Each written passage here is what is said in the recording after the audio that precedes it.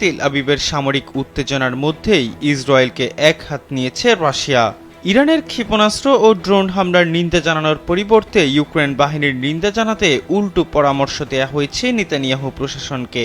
পরিস্থিতি এমন পর্যায়ে পৌঁছেছে যে কোনো মুহূর্তে শুরু হতে পারে আঞ্চলিক যুদ্ধ।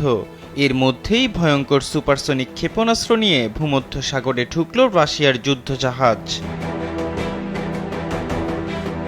কাতারি গণমাধ্যম আল জাজিরার এক প্রতিবেদনে বলা হয়, রোববার মার্শাল সপসনিকভ নামে রুশ নৌবাহিনীর একটি ফ্রিগেট মিশরের সুয়েজ খাল হয়ে ভূমধ্যসাগরে প্রবেশ করেছে। এই ফ্রিগেটটি কিনঝাল সুপারসনিক ক্ষেপণাস্ত্র দিয়ে সজ্জিত বলে জানায় রুশ প্রতিরক্ষা মন্ত্রণালয়।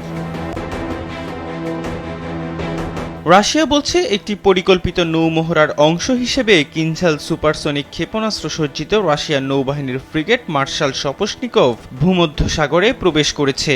মহড়া পরিকল্পনার অংশ হিসেবে ফ্রিগেটটি তার উপর অর্পিত কাজগুলো সম্পাদন করে যাবে বলেও বিবৃতিতে জানিয়েছে রুশ প্রতিরক্ষা মন্ত্রণালয়।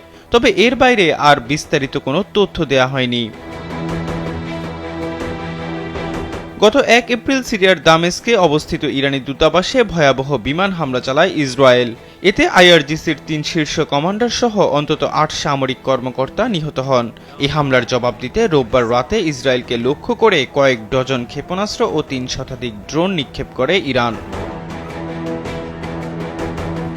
ইরানের পাল্টা হামলার পরই আঞ্চলিক বিশৃঙ্খলা এড়াতে সব পক্ষের প্রতি আহ্বান জানিয়েছিল ক্রেমলিন।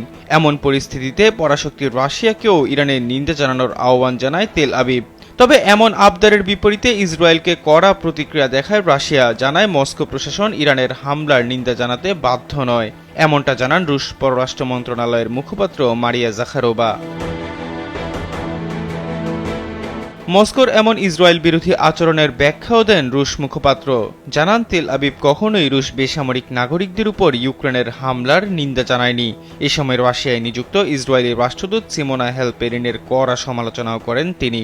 রুশ মুখপাত্রের এমন বক্তব্যের আগে রিয়া নভোস্তিকে দেয়া এক সাক্ষাৎকারে ইসরায়েলি রাষ্ট্রদূত জানিয়েছিলেন, ইসরায়েল আশা করে রুশ কূটনীতিক ও রাজনীতিবিদরা ইসরায়েলি ভূখণ্ডে ইরানের হামলার নিন্দা জানাবে, এমনকি মধ্যপ্রাচ্যকে অস্থিতিশীল করার ইরানি চক্রান্তকে মোকাবেলা করতে সাহায্য করবে।